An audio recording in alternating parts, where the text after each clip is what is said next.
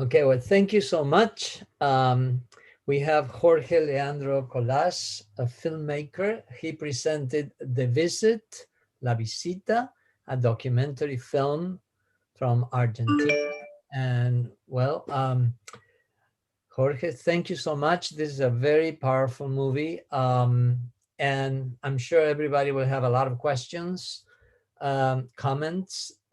We can analyze this film from many angles, from the gender perspective, also from the social and political perspective, also from a whole idea of getting into these lives and seeing an angle of those lives, but obviously there is a mountain behind, and we can also talk about that. And we can also have a technical approach, which is probably my first question while everybody is getting ready um,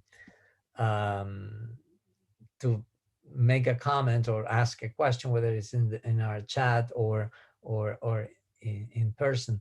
Um, can you give us a little bit of a context and a little bit of behind the scenes, maybe how you developed this idea and how difficult it was? Um, Anything you want to share, so we get a little bit of a context behind this powerful movie that you share with us. Okay, thank you everybody to be here and to watch the film in this particular time. I'm very happy to be here sharing with all of you this film. The visit starts in a very different angle of this topic.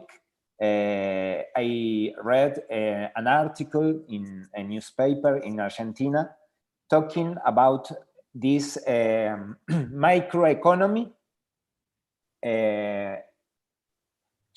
working with the inmate visitors.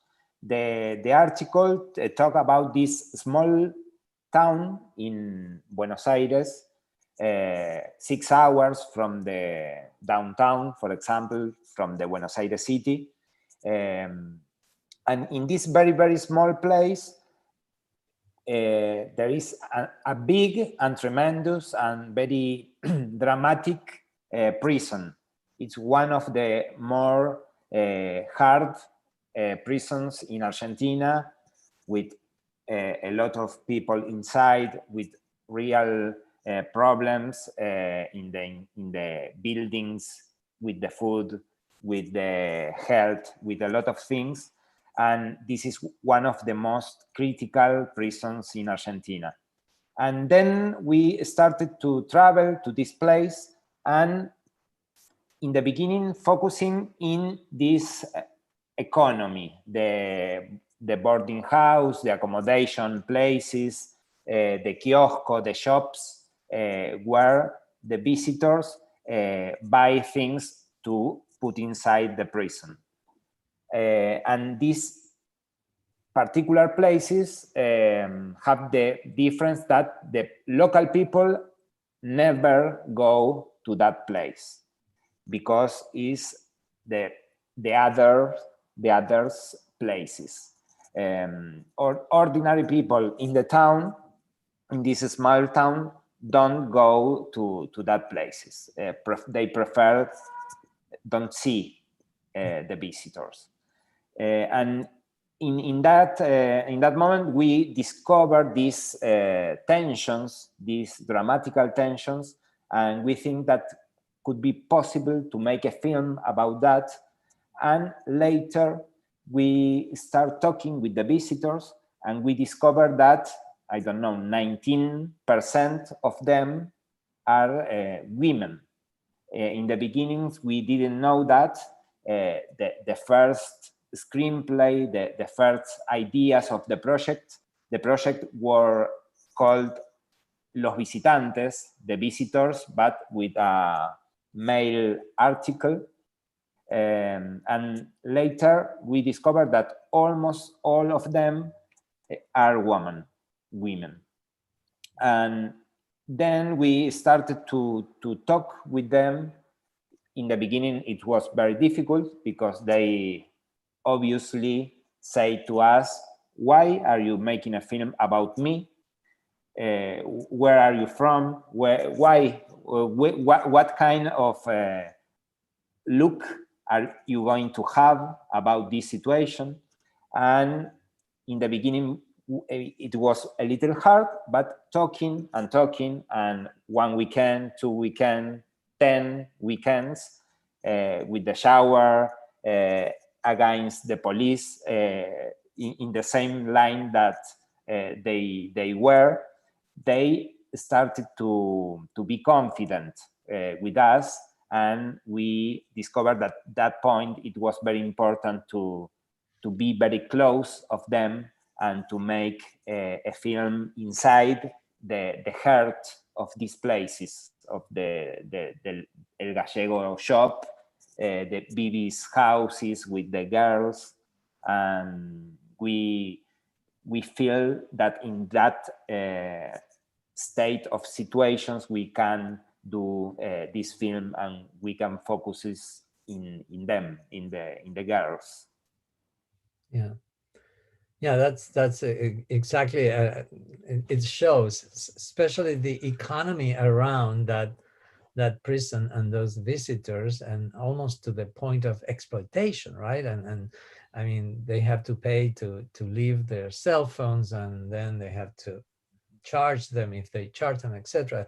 Plus, but also the way that, and that is probably cultural, and maybe it's something that it might be difficult or not to transfer to other cultures, but that idea that there is a fine line that you never know when they're serious and when they're joking, in the conversations that he has with these women. So he's offensive, and yet they take it as a joke, and I mean, so that was very well captured, I think.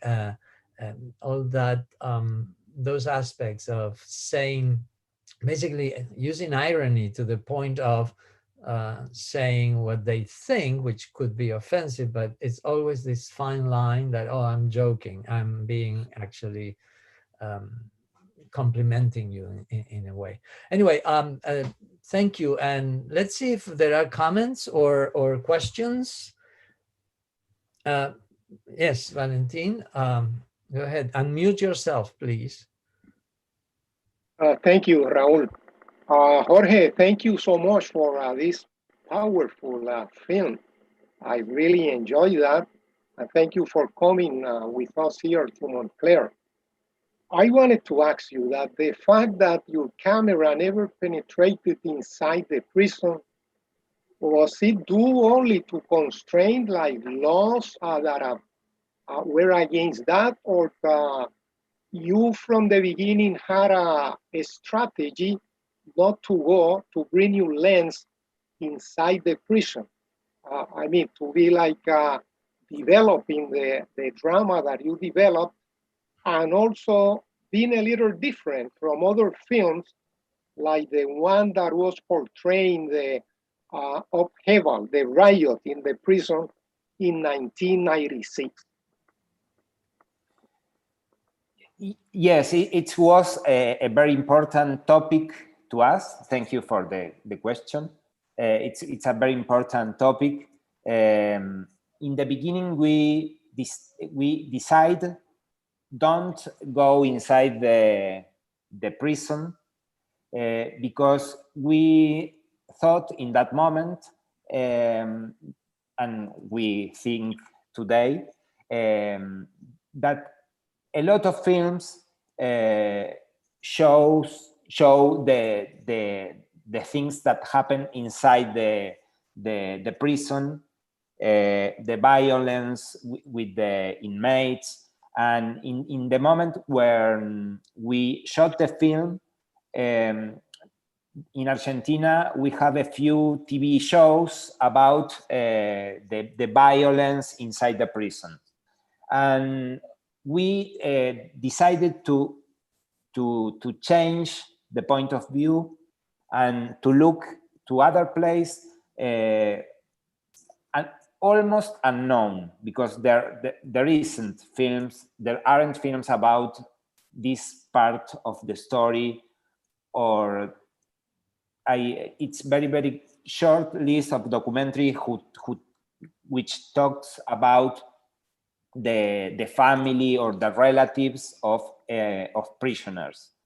And obviously we think that this question and this tension to how could we cross the line between inside and outside, we thought a lot about that, and we decided to build this off the record, this out of screen, and we think with takes, with which kind of images we can build this prison, but without enter to this prison, and what kind of images, what kind of sounds can retell what happened inside, but always focusing in this outside and in this group of characters who are all time in between, inside, outside, and we look for them always from this point of view. And Sierra Chica it's a prison very hard, and there was a very violent riot in the 90s, and this question we in a moment we thought about that, but it's in the air, I suppose, that the violence is in the film, but is the violence filter between our characters. The violence happen inside and maybe punch them outside the prison too. I'm sorry, I don't know if I respond your question. I'm sorry for my English again. Great, thank you. Thank you. That was very well said, and it's true that and besides, I was going to mention this, but the final song, Sombras Nada Más, which is shadows no more, only shadows between my love and your love. I mean, that was really disarming, the way you sort of bring everything together with that song. So that was brilliantly done, I believe. And also the idea of this prison, this presence that is there, is in the air. You can smell it, you can see the outskirts. And of course, these women, which they express that, and there are different levels of openness in different characters, especially the woman who moves in. She sort of decides to move into that town because to avoid a commute. When she explains why she does that, and she has it's basically love, but it's a love that connects with a previous loss that she had before.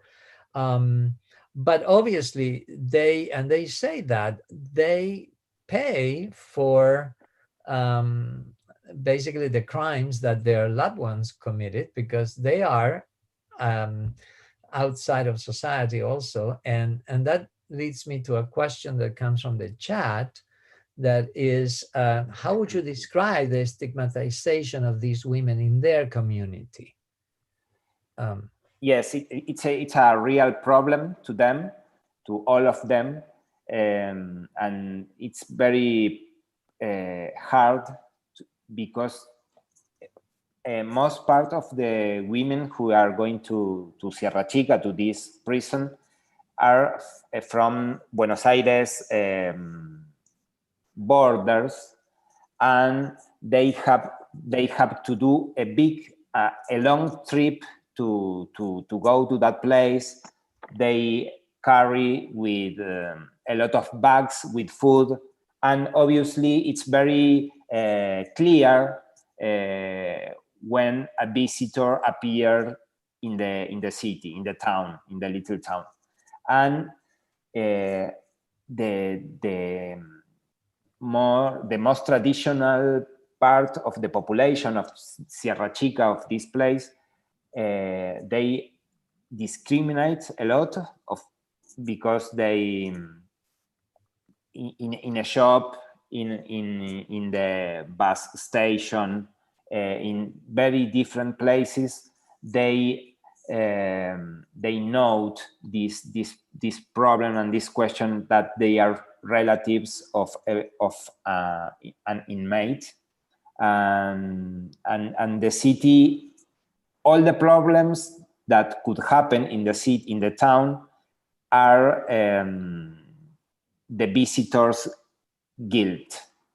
It's okay. It's yeah, sure. yes, all the problems. If a robbery, what different little crime events, the guilties are the visitors, and it's not the reality. But they always have this very hard look to them in everywhere in the town. It reminds me a little bit, it's a different context, but in a way, we had, especially now during the COVID crisis, here in New York, in this area, New Jersey, but mostly in urban spaces like in New York City, we have a problem with homeless people and more homeless people. And there was a time in which the city government here in New York used empty hotels in different neighborhoods to give room for homeless people, and that obviously created tension in certain neighborhoods, and basically what you're saying, right? That everything that happened, it was sort of the blame was put to the fact that they were accommodating homeless people in certain neighborhoods. So it seems to be kind of a common thing. Okay, any other comments? Yes, Kino, unmute yourself. Yeah. Yes, thank you, Professor. Thank you, Jorge, for staying here with us tonight. And for me, it's like it is a beautiful contemplative movie, and you have a respectful point of view about the characters. And I have like two questions, because for me, it's like your movie is like an allegory of the situation, not only probably in Argentina, but in many countries in Latin America. And so if you can talk a little about this, how it's going, everything in the South. And how long time do you spend in that area filming and doing like the investigation, all the production and well, the filming in general? Yes, the reality of this place, of this kind of prisons, are very common in different places in Latin America, in Bolivia, in Chile, Peru, Brazil. All of these places have the same status of prisons, with a lot of building problems, with a lot of a different kind of problems. The violence inside, it's a very common thing, and in a way, this status of these places are talking about the lack of the state in a sense. The women are carry with these bags with this food because the state doesn't give to the inmates a good food every day.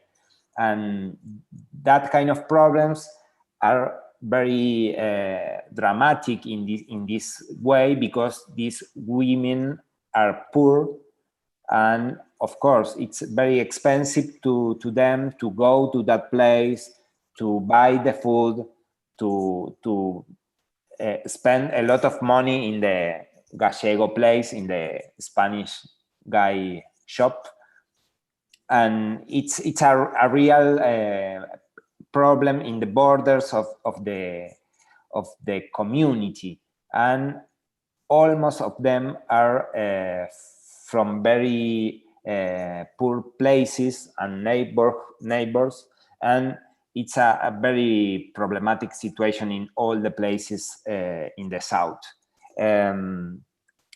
We have been there a lot of time. I suppose that all the process could be 2 or 3 years. In the beginnings, we start talking with the people of the place, getting confidence with them, and talking and explain the project a lot of time.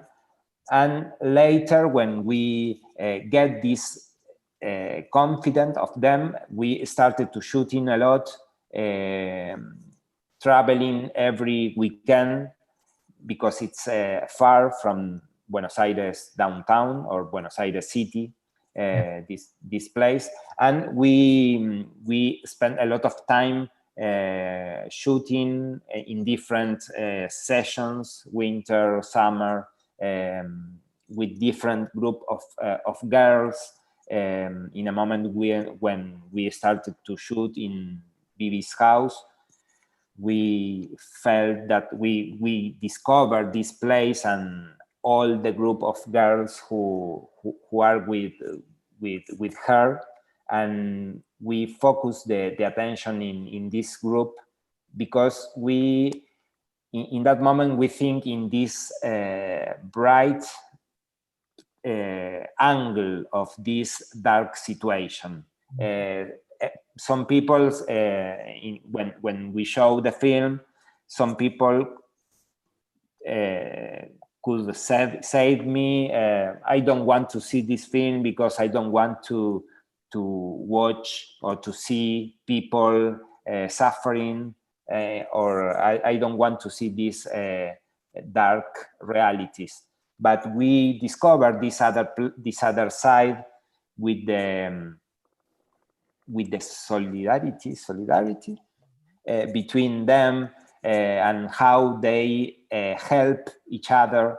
And we think that in that point we could discover this nice place of this really bad situation. Yeah, the humanity of the film is evident. Richard raised his hand, so he would ask. Thank you. Jorge, thank you very much. Wonderful, wonderful piece that you brought this afternoon. A lot of things, all right? I want to try to be brief. With your film, you have proven the point that when somebody goes to prison, definitely, the family also goes there. I mean, very powerful on that part. The placing of your camera right by the entrance, by the fence, the metal fence, my God, breathtaking. You can tell stories just with that frame. I don't know. I would like to know how you picked that shot specifically, because totally powerful. And of course, as a director, I mean, as part of the audience, we watch it, we learn a lot. But as a director, when you watch your film after, if I'm not mistaken, 2 years after you produce the film, what things will you change, or what things will you add? Yes, thank you for the question. We work a lot in the point of view of the film, and in the point of view of the camera, in a moment, in parallel with the confidence of the characters of the people, we started to discover which places we can shoot in a better way.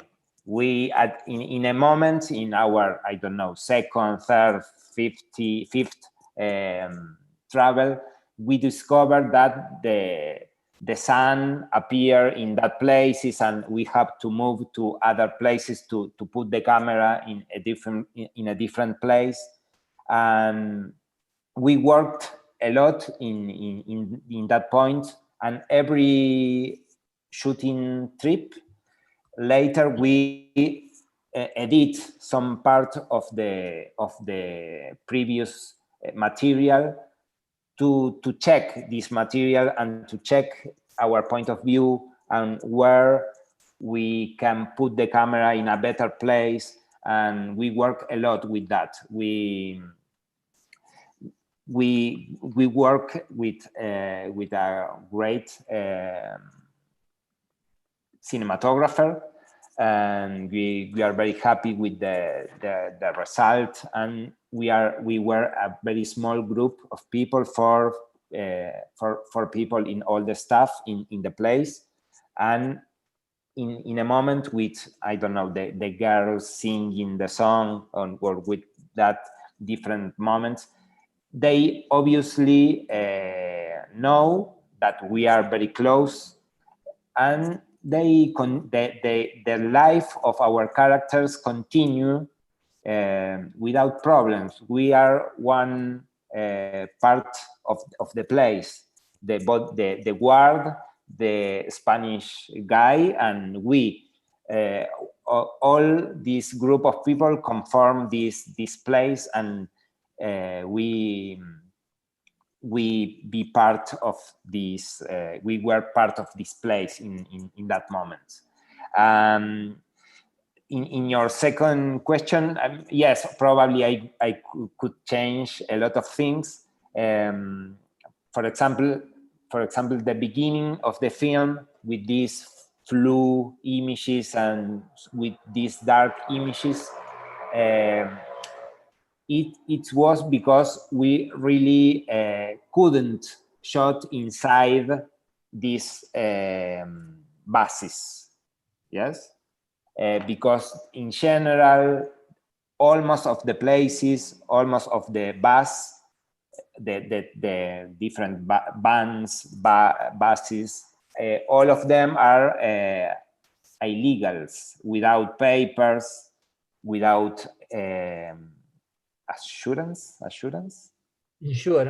insurance, and they in a moment we insist a lot during months to shot inside the buses, but they finally said no, okay, you can't do it. And we start to take one part of one bus, one part of another bus with a special lens. And I would really like to have a real sequence inside a bus with the girls talking, and we couldn't do because it was not allowed to us. But in general, I'm happy with the final cut of the film, with all the material that we had. And it's very nice to see the film with the real characters, with the people, and it was very, very hard and very emotive to show and to share with them the film. Okay, so we have another comment, and Mia, but before, because Dr. Garcia Vizcaino, she's leaving. Oh, yeah. Thank you. I just let her jump the line. Yeah, I didn't want to step on Mia because she has a question, but it was just a quick comment because I have to run to another meeting. Jorge, thank you so much for this wonderful piece. I totally agree with Richard and with Raul, Valentin, Kino, all the comments. I just wanted to say that I especially enjoy the bond that is created between the women, how they understand each other, even if they had sometimes different points of view about the situation, the solidarity and the special union between them. I enjoy that. And I agree with Raul, the final moment with the sun and the portraits of the women, that was so powerful.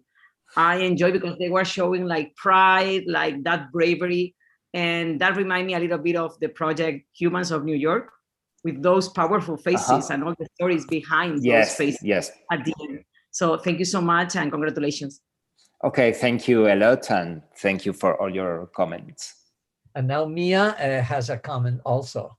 Hello. Oh, That's a background from a previous production. I'm a theater studies major, and we're doing a Zoom production, and so that's why that was up there. Hello, nice to meet you Hello. all. I just wanted to say that I am very beyond inspired by this film.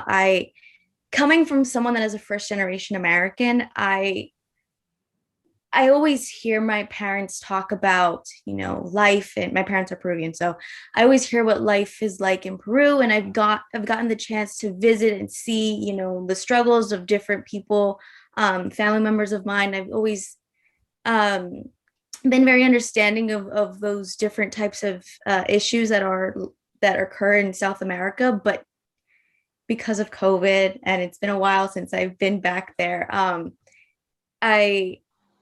I found it very refreshing to see a work of art like this, where it kind of like grounds you again and brings you back to reality that, yes, the issues in America are very much prevalent and they are still issues, but there are people that face worse and more difficult and unique struggles. And so I found it very inspiring. And I think that anyone who sees this live stream or anyone who's on here on this chat that's in the same boat as me, I think that this sort of documentary kind of gets your wheels turning in your head and forces you to be in a place of self-reflecting. And like I said before, it just grounds you again and brings you back into a reality of like, yes, this is an issue everywhere else, but you are blessed with what you have here and the opportunities that you're given here.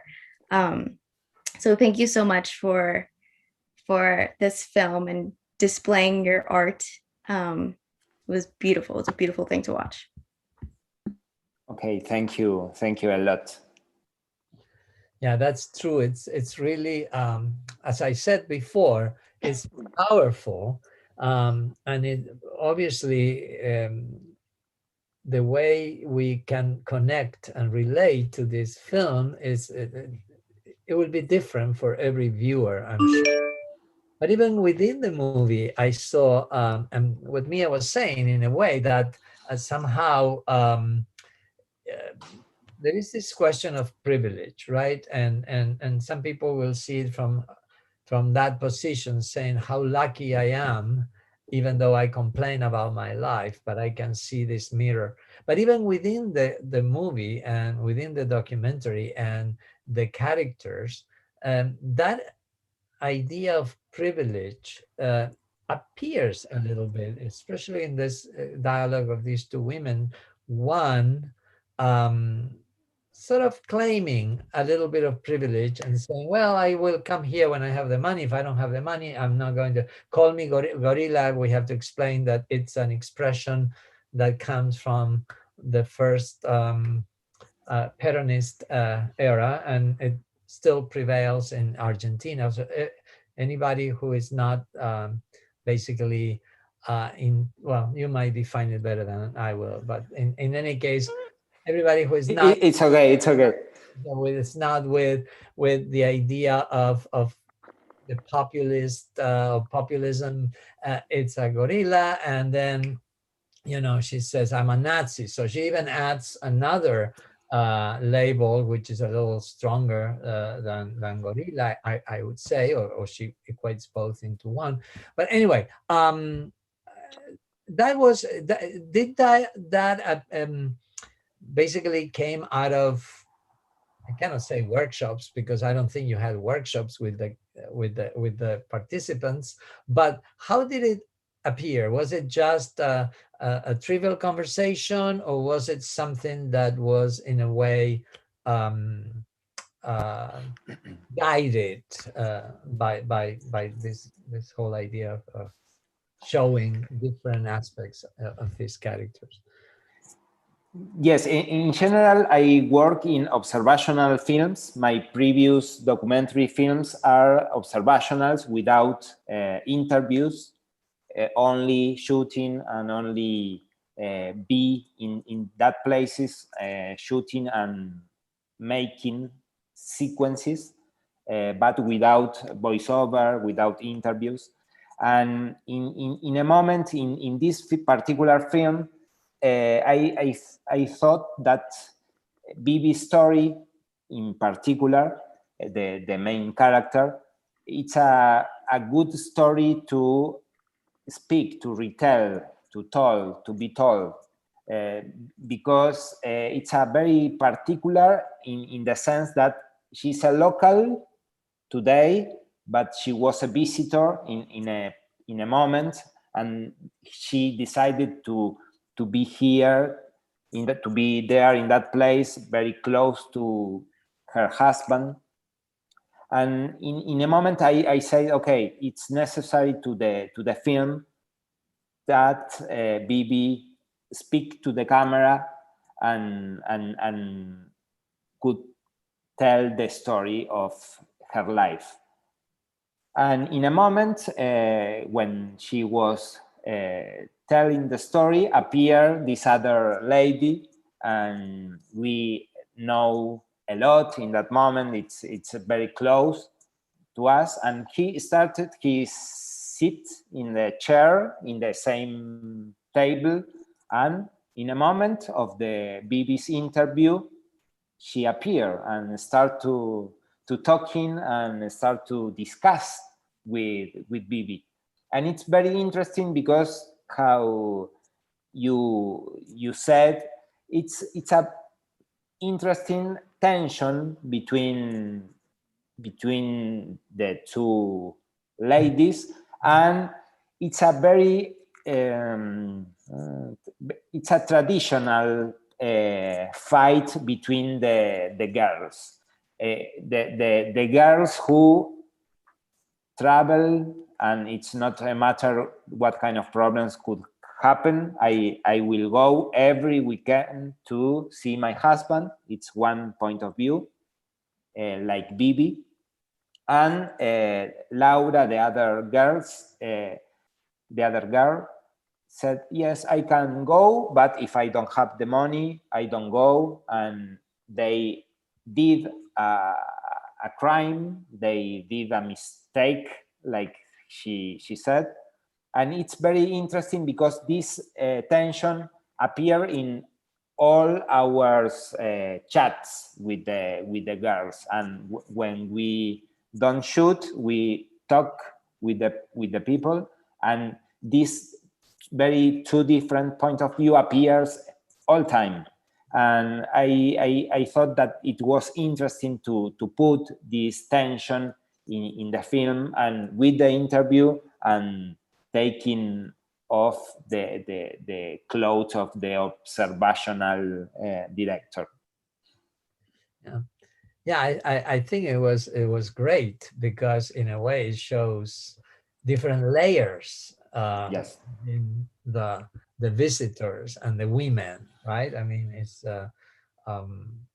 not that, you know, even their point of view can be different. And good. Any other comments or questions? All right. I think that it's time to wrap up, and thank you again for being with us, because of course it's always a pleasure to watch a good film, but when the film director is with us to answer our questions or to share his point of view, his intention, and the story behind a film, that certainly is gives us so much more, that we really appreciate it that you're here with us today. And thank you, Kino, for curating this series of documentary films, the Latin American gays. Next time that we'll be together towards the end of April, it will be our last installment. Kino, can you tell us a little bit what it's going to be about? Yeah, we have three filmmakers. Well, a friend from Colombia who is doing a short movie about the Santeria in the Caribbean countries. A friend from Bolivia who is projecting a short movie about the woman from Bolivia, the indigenous woman working during the pandemic situation. And me, I will project a short movie I am producing in Peru about the shamanism in the north in Peru. And so that's it, April 28th. Wonderful, thank you. And of course, we are closing this series with one of your films. So that's another reason to join next time. Okay, so thank you again, everybody, and we'll see you next time. Bye-bye. Gracias.